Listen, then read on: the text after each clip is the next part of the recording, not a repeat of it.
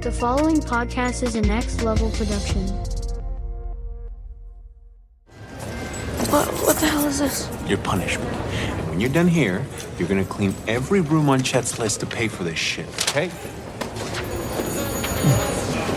And your Uncle Klaus is gonna watch over you. What? Why you do it? Why can't you do it? Because I have to babysit Luther in case Allison pops off again. Okay? All right, you two have tons in common. We don't. Like what? Being a pain in my ass. Yeah, well, you should eat shit. Heard that.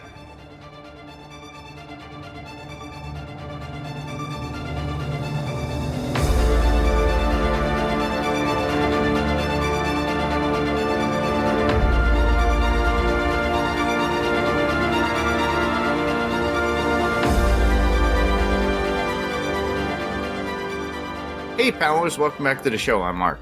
And I'm Steve. And this is going to be a spoiler-full podcast about the Umbrella Academy Season 3. So this week we are focusing on Episode 4, Kugelblitz. So that's Season 3, Episode 4, Kugelblitz, which is very interesting, too, because of the name. But we'll get into that when we talk about the episode, too, because we do get a description from 5 about that later on. So, Steve, why don't you just let us know the synopsis of this particular episode? Okay, the synopsis for this episode is pretty simple. It's got all the storylines there. Luther and Sloane hatch a plan to end the war between the families. Victor reconnects with someone from the past. 5 has an unsettling encounter. This was a lot of setup. Like, there was a lot of setup There in was this episode. It felt like it was just a lot of an information drop. a lot of foreshadowing, too. Mm-hmm. Yeah. I'm not saying I didn't like it. I mean, I liked it. It's just I very much, especially having watched the entire season, binged it a few weeks ago, knowing where it's headed. This is kind of like I'm seeing all the things that are being set up, and so that was kind of cool. Yeah, it was very cool. But the synopsis itself, if you think, is very discreet, very short. Yeah, but as you watch it, you do see everything unfold, which I really do appreciate. And my initial thoughts were I enjoyed it because from the beginning to the end, you start to realize what was going on, why Harlan was there, because obviously we find out in the very beginning that's Harlan. Mm-hmm. And then at the very end, we understand why the Umbrella Academy is where they're at, but also a lot of awakenings too within the episode regarding some of our favorite characters, Diego, Allison, Luther himself too, and Klaus, which is pretty funny. Yeah. And we get a lot of these things, and and then we have Victor finding out about Harlan and what has transpired and why everything happened the way it did. And then now from this episode on, if you think about it, it's how they have to deal with all the encounters and everything that's going on. 5 himself finds out who actually created the time. What do they call it? The Time Collective. Commission. They just call it Commission. Yeah. Right, I don't think it was Time Commission. I think it might have been Time Commission. I don't remember now that you say that, but they always just called it the Commission. Yeah. It is a Time Commission if you think about it. Okay. Mm-hmm. But yeah. And I was just like, my mouth just dropped for the third time after watching it going, wow, that's a lot to really ingest at this point, in my opinion. Mm-hmm. Yeah. And that's exactly what I'm saying. There was a lot to take in, a lot of information, but it was really good storytelling. There was a lot that they showed us. They told us a lot too, but that we got to see a lot as well. And we got to find out. Yeah, we'll get into it when we get to our highlights, because I don't want to get too deep into the specifics, but there was a lot of setup, and there's some really cool stuff going on that I can't wait to see as it progresses through the rest of the season. Well, that's the whole point. This is like basically what we were waiting for, and this was the episode to show us exactly where they're at and what they have to do. Mm-hmm. And wow, that's a lot to take in. So, overall highlights, starting with you, what was your first highlight that you liked?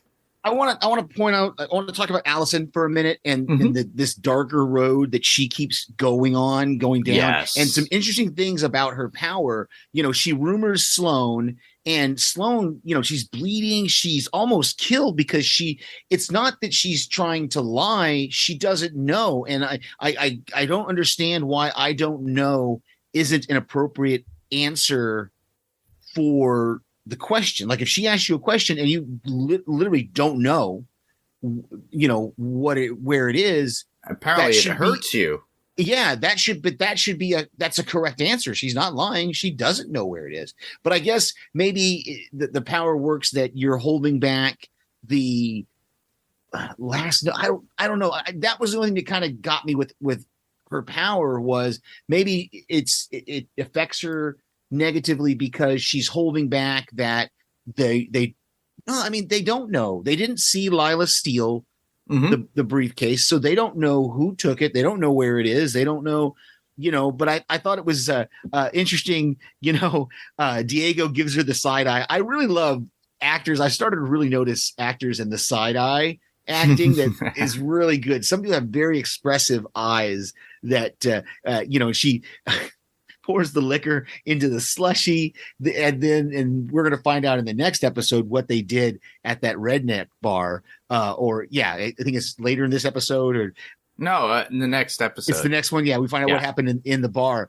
there. So you know we're seeing this slow, not slow, this quick dark progression of Allison. She's drinking more and all that. So I just really like the way they handled that and the way Diego is kind of feeding into it in a way, and we're going to find out more about that as we go along the season. But yeah, it was Allison. That's my first point. Just, you know, where she's at, what she's doing. We're gonna, you know, when we get to the end of the season, and again, this is spoiler full for the whole season. Remember, we're gonna get to the end of the season where she's gonna develop the power the same as she did in season 2, where she actually doesn't even have to say anything. And she forces people to tell her what she wants to know. So it's going to be interesting to see that play out. It's her learning how to use her abilities more and more. Also, on top of that, more of an awakening for her of what she had to subject herself to, because when she was stuck in the 60s, and then she had that relationship with that man, then we deal with her dealing with not having her daughter, because she talks about that to Diego, and oh wow, you know, I guess Dr. Fuego doesn't help her out too much. No, but you know, not to coin a phrase, but I thought that was pretty cool. That he thinks of himself as a doctor. He goes, "Oh, you're not exactly what you used to be. You used to be very timid. You held back. Now you're forthright, and you're doing." She's very aggressive. And I think that has to do with her wanting to be a little bit more aggressive and being part of this group and to get more information and to figure things out. And whereas in the past, she was always holding back. And now she's coming into her own. And I think that's great too. But also we get to see Diego, and you say the side eyes too. Yeah, think about it with him and his son, quote unquote. Him saying, "Go upstairs," and he's like, "Go with Uncle Klaus," and do all this cool stuff. Yeah, and he gets that hug. He gets that hug from Stanley because Stanley realizes that he actually does care about him. There is something in there that isn't caring, because you know he threw him behind that bar, told him to try to get him to safety. And so we're starting to see the caring side of Diego towards Stanley. And Diego is growing as a person, I think. And that is what really touched me about this, because it shows that Diego wants to be a father, but little does he know he's not the father. So it's a Maury Povich kind of episode in some way, but he doesn't know it just yet. We'll get to that when we get to that episode, but I thought it was pretty cool. But yeah, I just love that we start to see these characters grow. We see Luther and his love of Sloane, and how he's very protective of her against Allison too, who he's with before and had this crush, infatuation, were they ever together? That was my concern. I couldn't remember. Him and Allison. Yeah, he and Allison I had sex.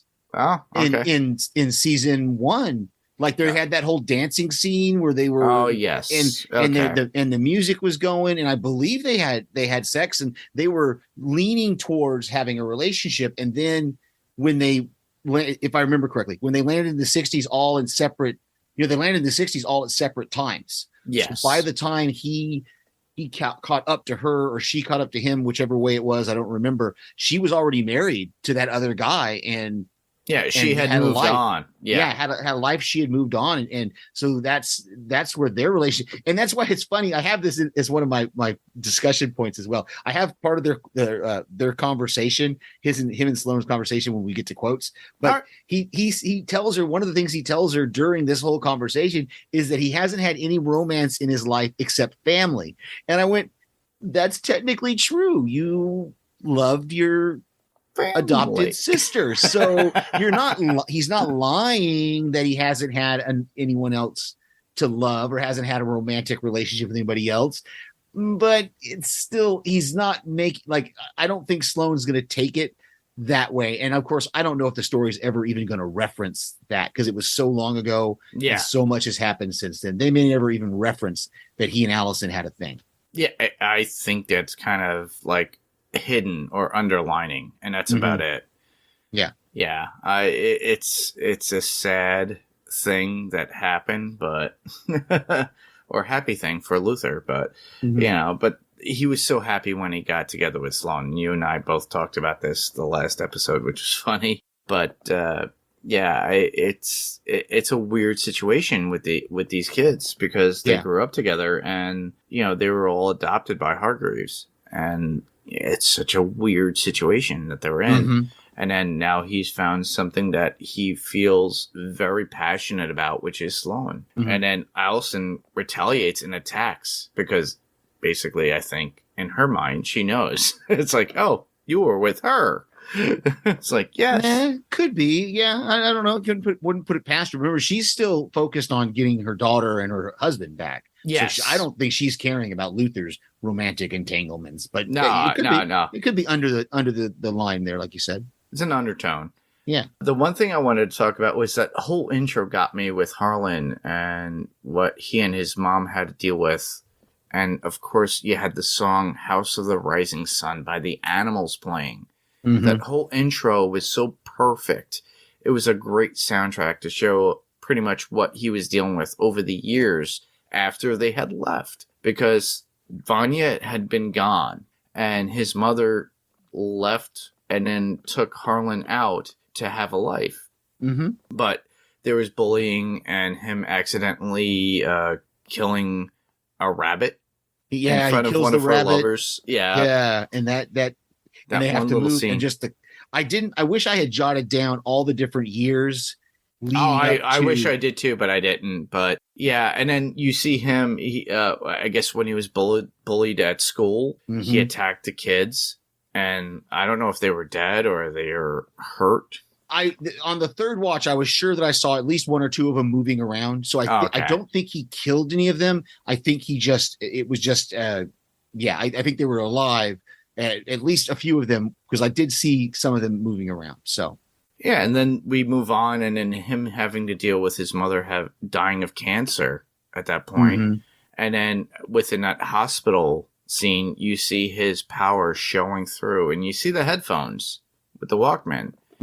And, very different from Peter Quill from, Guardians of the Galaxy, but he uses that to suppress his issues.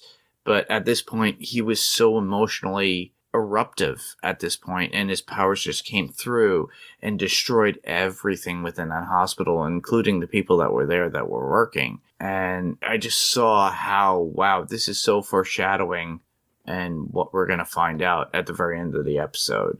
And basically, then, we cut to the unfolding of that lobby scene where he, the Sparrows were there. I did take note before that cold open finished, when we get that whole montage of them moving, it does shows the date that his mother died.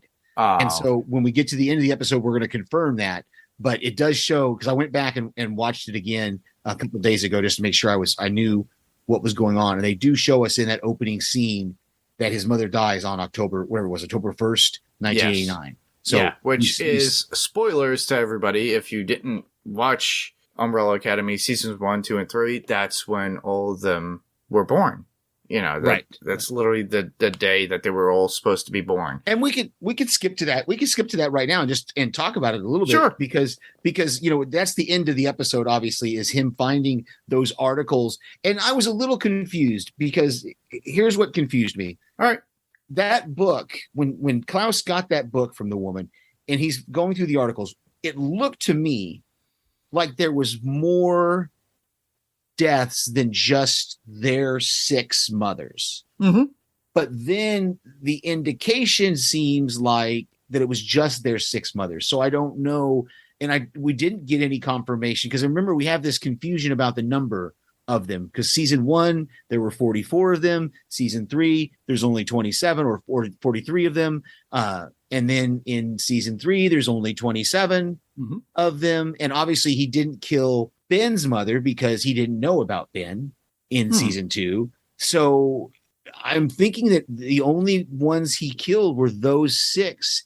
And I don't know how he was able to focus his power, because, we see all the deaths of the 6 mothers. My thought about that, honestly, think about it. He was in presence of them when he was a child, so he knew them. He saw their faces. Okay, so he could focus on focus on them, who they were, and their family or their parents or their mother at that point. Okay, and that's my rationalization of this. I might be thinking outside the box, ladies and gentlemen, but my thought is like, okay, so he encountered Diego, he encountered Luther, he encountered Five, Vanya. Klaus, Vanya, all of them. Just the 6. Not the only one he wouldn't have seen was Ben, because Ben hadn't manifested by the time. Because remember, Ben doesn't manifest in front of him. Ben doesn't manifest until they're at Dealey Plaza. Yes, he manifests at Dealey Plaza. I don't think he's with them at the farm. No, he's not. So he didn't know about Ben. So that's the only mother. I'm assuming that's why we got to see. That's why he's in the Sparrow. Right. And we saw his birth in season 1, because he actually was born. I'm sorry, episode 1 of season 3, we see his birth, because he actually was born in this world. Hence why we have the Sparrows now, and then we have these new characters. And unfortunately, we lost 2 at this point.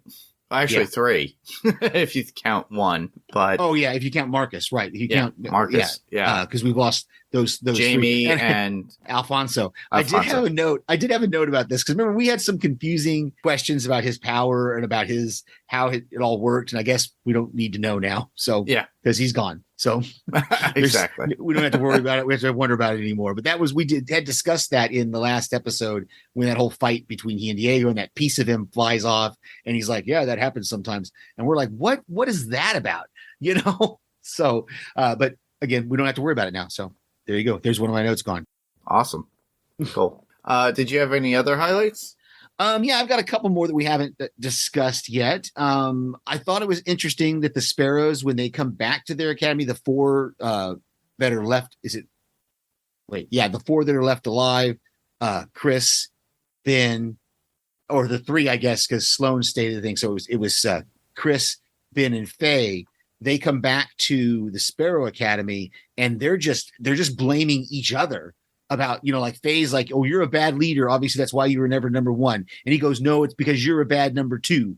And Chris agrees with him. And so they walk away. And so Faye walks away. I just thought it was interesting that it was one of those things that we saw something very close happen with the Umbrella Academy. When they had their first loss, they kind of imploded, and so it's like, I think the same thing happened here. They've never really suffered a loss, so they kind of imploded on it. And then also we get a glimpse of Reginald, and they don't realize that he's starting to wake up, because remember, he has some solid things he says about what they should do. And then I believe he gave Ben the plan that not to just get Sloan back, but to ask for Harlan. We want you to bring us Harlan. also. We want you to bring us the man that killed our brother and sister. So I think that all came from Reginald, not Ben. Oh, I think so too. And you actually brought up a subject that I wanted to talk about too. That was part of my highlights. Ben's issue with being the new number one. You know, and I love how he states to Faye that she is, I'm going to say crappy, crappy number two. Yeah. You know, he uses other words. But then we get Hargreaves coming into his own. And you kind of just stated that. It's like he literally, because Klaus literally told him how to hide the meds. So now he's weaning off the meds. So he's able to manipulate and do what he needs to do with the Sparrows at this point and to get what he wants. And we're seeing the mischievous alien inside of him to do what he needs to do for his own well-being or his ultimate goal. And to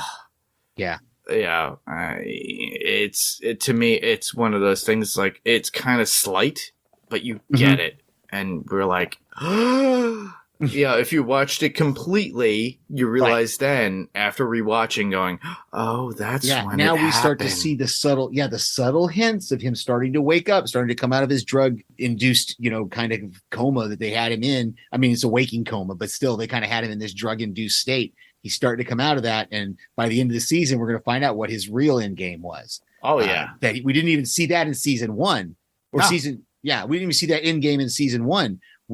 So it's going to be interesting to see again, rewatching these. It's kind of fun rewatching them, knowing what's going to happen. He's a master manipulator. And they're saying that news that the next season's going to be the last season for the Umbrella Academy. I believe that's what they have informed. So I've always said, and other podcasters in our group have said the same thing. I think it's better for them to announce beforehand, before they even, they're in production. Hopefully they knew before they started producing it, so they could work toward an ending. So yeah, and it's nice to bookend the actual series itself too. And I'm looking forward to that. And, honestly, we get a lot. They're doing that with Stranger Things as well as Rima and Paker covering. But of course, everybody's like, we don't want it to end. I'm like, well, these kids have to grow up. At this point, let it in. Let them have it. Give it an ending. I think that's the same thing with Snowpiercer. The next season has been announced that it's the last season. Exactly. So. Yeah, and honestly, they should let it end as is. So with Snowpiercer, I'm still trying to work on Ed Harris. Trying to work with his people. You should, so that we could talk about the movie. So yeah, I've got a couple more things. Do you have anything else on your notes or highlights? Oh, yes, I definitely do. Well, 5 being an essential person with him and Lila going back to the Time Commission. Yeah. In the future. That was interesting. Yeah. A little foreshadowing once we get in the room with him and Lila. He finds himself older. And he's like on an iron lung or something, but apparently they're in a safe place where anybody could be in there at that point and it wouldn't affect anything. It's funny though. I'm going to admit this, and I can't. Obviously, we weren't podcasting blind on this one, but when when we watched it the first time, when he stumbles into that hallway and he starts sweating and he farts, and she just looks at him, I'm like, he's in that room. Whoever this VIP is that was told to be rushed to this room. If this happened, it's 5. I said, I don't know what version of 5 it's going to be. Right? But as soon as he started having that link, I got it here in my notes, the paradox psychosis, I was like, yep, he's going to meet an older version of himself in there. Of course, I didn't expect it to be a one-armed older version of himself. But, I think this is a different version because we do, if you look, 5 at one point lost his arm. You're right. This was the guy in the iron lung has got a missing arm. But 5, he does something that's very important because really for him, it's all about not having paradoxes. So as soon as he saw the tattoo on the guy's chest, he knew he was going to have to figure out where that tattoo came from. And we know, I believe it's the next episode, or it might be the episode after that. I'm pretty sure it's the next episode. Well, I think it's 2 episodes before he actually gets the tattoo. But it's the end of the next episode where we meet who's going to give him the tattoo. Exactly. So he's going to do everything he can to make sure that all the versions of him line up. But remember, that's what the guy said when he was in the lung. He said he designed this room so that any version of them could be in there at one time. I think the Umbrella Academy, and this is kind of inside baseball kind of thing. I think the Umbrella Academy plot-wise works the timeline not like a multiverse, but works it like the Back to the Future, where there's one timeline, and if you do something that changes, it branches. That whole timeline goes away, and a new one timeline is created. And so, Five's going to do everything he can to maintain the no paradoxes. So yeah, that's why he cuts that tattoo off there at the end, which is just sick. Yeah, and Lila keeps poking him big time throughout the episode too. I loved her in this episode. I miss you. That's weird. That's weird. I had that in my quotes. Yeah, I had that in my quotes. Bye, miss you. That's weird. And then, of course, then when they're in the thing, she's like, "You're a company man. You literally can't live without this building." Exactly, literally, because he was the creator, and we find out from him, his older self, that he created the Time Commission. Yeah. And that's the reason why. And even so, it's still in chaos, because regardless of the paradox, the grandfather paradox, it's still crumbling. And he gets to see everybody dusted or whatever it is. And that's why it would make sense that the Time Commission would be one of the first things that went away when he was never born. Yes. Because they rushed this guy obviously to this room before the Kugelblitz got to him, But by the way, I think they say this in the episode. I didn't write it in my notes, but Kugelblitz literally means a ball of lightning, a ball of flight. Yeah, a ball of flame or a ball of lightning. A ball of lightning, a kinky black hole, according to Lila. Mm-hmm. Yeah. So this was a whole great scene. I just loved what they were doing with it. I love this scene because it's like, you're seeing your older self and you're figuring this out and what's going on within the actual episode or what's going on within yourself in the future and why everything is happening the way it is.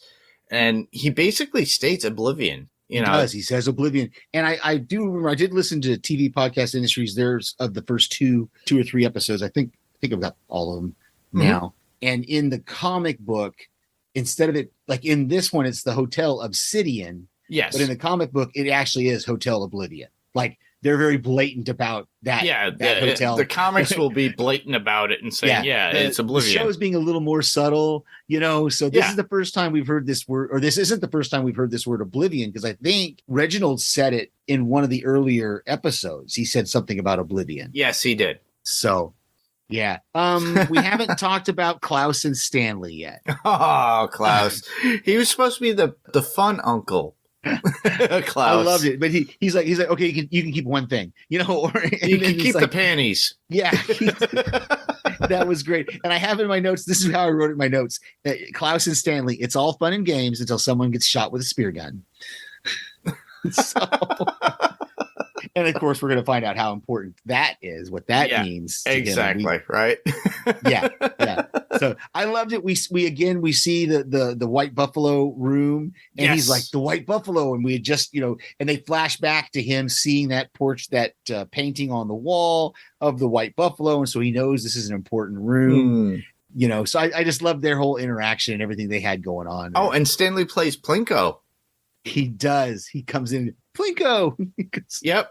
And for those of you who are not a part of our friends in the Zedheads universe from Jason Kabassi's Walking Dead cast, when we did this Patreon group, we would always talk about Plinko, because literally when we play golf with your friends, there's certain things that are like, in golf with your friends, it's like Plinko. It's like, and that was the first thing that came up in my head. I thought it was hilarious, but I was just like, but Plinko comes into play later on too within the season, if you think about it. Yeah. So the only other note I've got, or a couple of notes I've got, is the logos were on the tiles on the floor when we see Jamie and Alfonso's bodies. That's where we see the logos. And then I didn't pick up on it. I don't know why I didn't pick up on it until the third watch, but the chairs in that room where old Ben is, old 5 is, they're the Men in Black egg chairs from the first Men in Black movie. Oh, remember that they were setting in to take their test, and then he pulls it. Yeah. I didn't notice the connection until this third watch. But I was like, hey, those chairs. Why do those chairs look familiar to me? Like, they're the Men in Black chairs. So, well, there's also something else there that you didn't really pay attention to. Apparently, there is the Shining rug all over the wallpaper within Harlan's room in the hotel. Mm-hmm. Yeah, but green now. That is amazing. I'm like, wow. So they're kind of like using horror Easter eggs from like Stephen King now, inclusive into the show, and it's like, whoa, that's a mind bender. Very cool. Well, do you have any other notes that we haven't talked about yet? Well, then that ending, that's the finality of it. Finally finding out what happened to all the Umbrella's mothers due to Harlan's explosive moment with his mother passing away. That was finding out that Harlan killed their mothers, and we're going to find out in the future. Victor's going to tell him, make sure you don't tell anybody. But of course, they're going to figure it out. Of course, they're going to figure it out. But, exactly. I thought that was a moment that he had between he and Victor when he's holding those articles, and he's like, your mother's died on the same day my mother died, and so then she looks at him and she realizes without him, or he grabs hold of her, and they experience that memory together of him sending out that sonic wave. So very cool. The only quote I have that we haven't used yet is the one that I talked about earlier, the conversation between Sloane and Luther, where Sloane says, Sloane says, "I hate your family." And Luther says, "Cool, I'm not a big fan of yours." And then Sloane asked, "Were you part of it?" And he says, "What?" And she says, "Ambushing us with Superman's grandpa." And I love that line, "ambushing us with Superman's grandpa." And then the response from Luther is, "Sloane, my family can't decide whether to put mushrooms on a pizza. I have no idea who that old guy is. He just showed up." I love it though. My family can't even decide to put mushrooms on a pizza. You think they're going to let? And plus, in the earlier episodes, we know they never tell him the plan. Yeah, because Ben's like, "How are you number one if they don't tell you the plan?" Well, we're kind of disorganized over there. It is true. I actually have a few. Okay. First off, one from Klaus saying, "Heavens to Betsy's. What did you do? Did Victor go full carry again?" Yeah. And in the front of the lobby. Yep. The next one would be 5 saying, "This is bigger than the timeline line, Lila." Lila was like, "What's bigger than the timeline?" And 5 goes, "The entire universe?" And Lila goes, "Yeah." 5 goes, "The missing dogs, people, it's the opposite of the Big Bang. Instead of the universe collapsing in on itself," and Lila retorts going, "Like a prolapsing rectum?"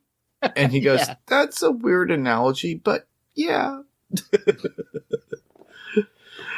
The last one I would have would be 5 saying, "Why can't I escape this hellhole?" And Lila says, "This is foreshadowing because you love it," which is very true. Yeah. Was this the episode where his response was, "Why does everybody think I love apocalypses? I don't love apocalypses."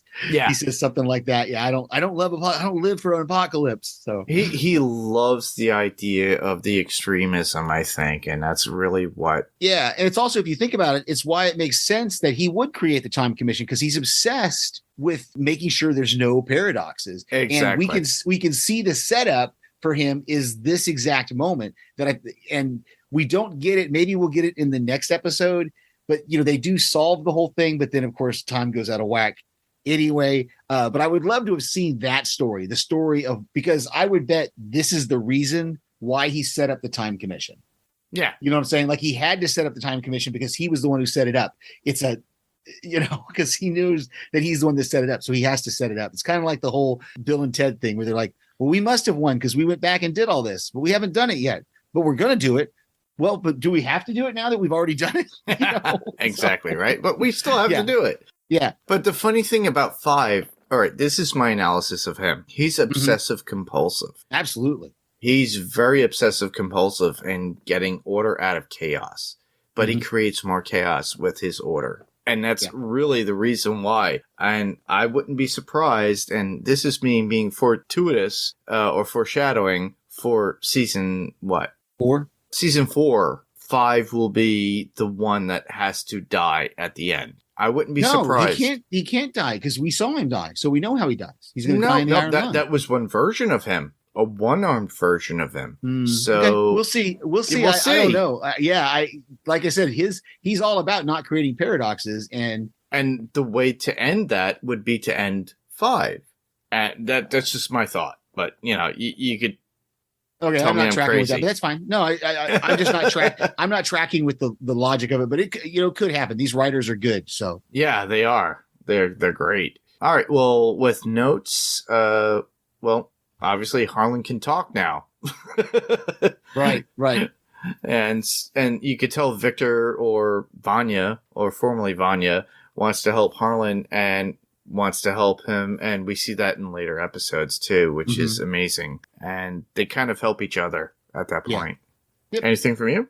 Nope, that's it. I covered all mine. Well, let's talk about Harlan. So he seems to have tinnitus or effects like that because it feels like a tuning fork in his head. Yeah, he said he can. That's what when Victor says, "Well, how did you find us?" And he says, "Whenever one of you appear, I can just find you." And I'm wondering if he means the 6 of them. He must not mean the 6 of them. He must mean any of the babies that were born. He says, "Whenever I get close to any of you, I can feel you, and I'm drawn to you." So. Yeah, again, that was an interesting line that I hope isn't just a throwaway line, but actually it does end up being a throwaway because we really don't learn anything more about that down the road because we're still not clear on this whole numbers thing, why it's 27 instead of 44 or whatever it was. And, again, I go back and forth with how many of the mothers did he kill, but he must have only killed the 6. I'm thinking that's literally what it was. Yeah. All right. Well, that was it for all my notes and my quotes. Mm-hmm. So on to news, but we already kind of spoiled that, saying that we're getting a season, what? Season 4. Season 4, because this is season 3. This is still season 3. Well, I keep thinking it's more. I don't know why. Maybe because we've been doing this so long. Well, and Stranger Things, it gets weird in my mind too, because I forget we just had season 4 of Stranger Things. So season 5 is going to be their last season. So that's why it's confusing in your head because you're thinking Stranger Things and you're. Yeah. Well, yeah, that's what I think. Strange. Exactly. But yeah, no, we're still season 3 here. And I think, like you said, I'm pretty sure they've only picked them up for one more season and that's going to be the last season. Hopefully we'll settle the last season with a blast. I think so. I hope so. I hope so too. We'll see. I didn't see any feedback. Nah, we got no emails, no feedback. Okay. That's about it. We already talked about, according to Variety, Umbrella Academy had been renewed for a 4th and final season. So that's according to Comic News. Podcast recommendations? At the moment, I just go back to a couple of ones that I've talked about before. Smartless is still really good, and those guys, love those guys. Will Arnett, Jason Bateman. Thank you, Jason Bateman, and then the guy from Will and Grace. Yes, yeah. They're doing Smartless, and obviously, I love that one because you can just pick and choose which ones you want to listen to. They interview different celebrity guests every week, and they're really cool. I'm still following Talkville, which is the Tom Welling. Oh, that was mine. You got it. Go ahead, talk about it. No, Talkville is amazing because you got Tom Welling and Michael Rosenbaum talking about, and they're rewatching the first season of Smallville, and they're going episodically. So they're going about their memories about Smallville, and I think that's amazing. I got way ahead of them on my binge, so I'm gonna have to go back. I'm like in season 8 now because I'm just binging Smallville. I just love it so much. But one of the things about that podcast that we haven't talked about before is they have a producer on there, Ryan, who has never seen the show, and so he's coming into it just completely. He's never watched the show before. Yeah, fresh. And at the end of every episode, or towards the end of every episode, what they do is they have Ryan pick like 3 scenes. And then they have to try to choose which one was his favorite. So it's kind of interesting to hear him pick scenes It and is, how they're able to tell which one was his favorite. So I like hearing that. Awesome. And apparently they all dress in black.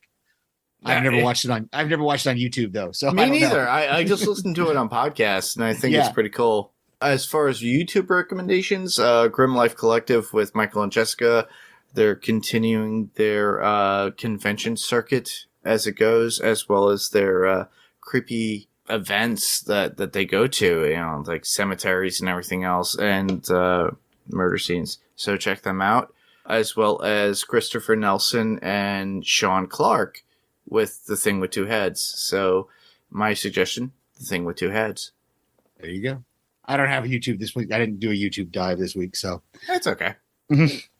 Well, to submit your feedback, obviously we can be heard on whatever your favorite podcast player of choice, whether that be Spotify, Google Play, Apple Podcasts, or whatever podcast you choose.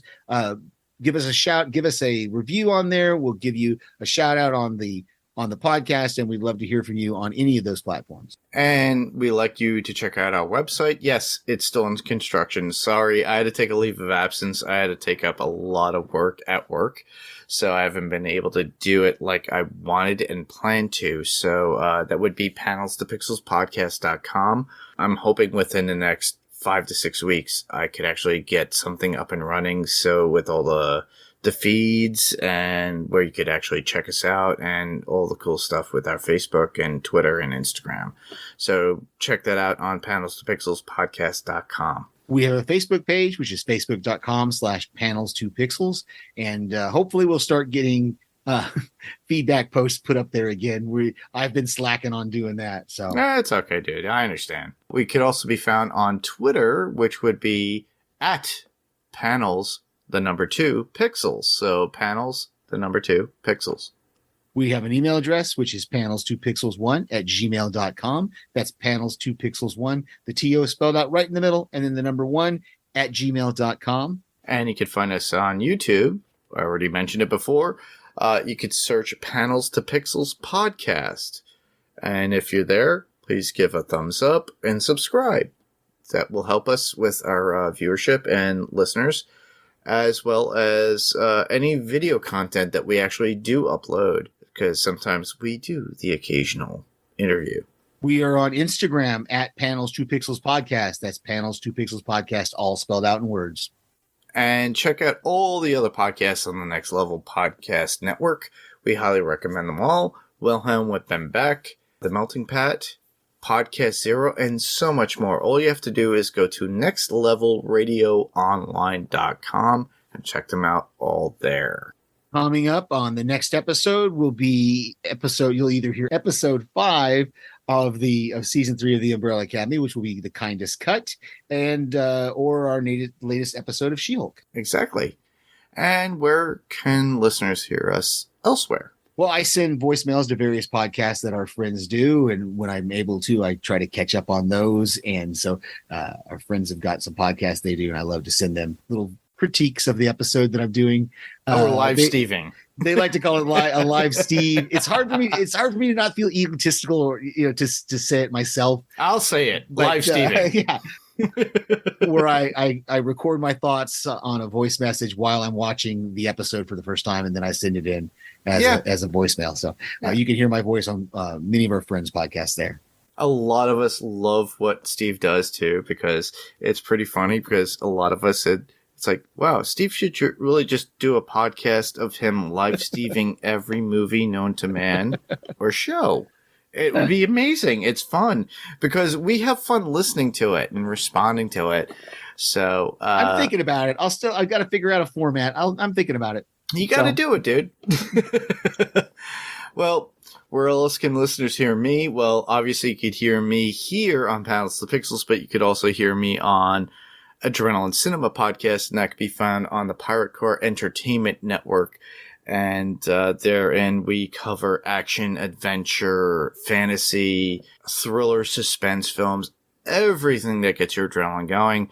So honestly, the last episode I just published not too long ago would be Predator, and Steve was on there.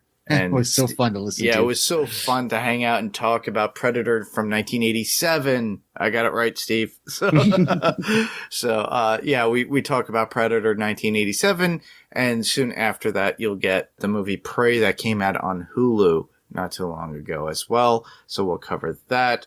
You could also hear me on the Podcastica Network, and therein you could hear me on the Sandman Cast.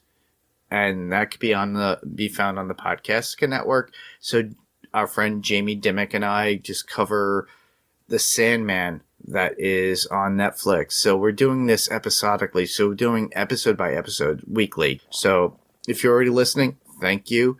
If you're not, please tune in, listen to what we have to say. Jamie is more of the knowledgeable point of what's going on within the comics in comparison to the actual Pixel. So I think that's pretty cool. But I've been reading. So I've been reading the compendium. So nice. Listen to that. And Steve actually sends feedback. He did a live Steve not too long ago, which was fun. Did another one for this latest episode, which was weird. That was hard. It was hard to do this last episode. Yeah, it is. So, you could check me out there. I can be found on Podcastica as well with the Sandman Cast. So check that out. Just all you have to do is go to podcastica.com. And if you're there, please give reviews as well to give us a little feedback and have fun with it. So with that, this is the end of our episode. Same podcast, different panel, different pixel. I'm Mark. And I'm Steve. And this was Panels to Pixels. And we'll see you on the next panel. Good night, everybody. Good night.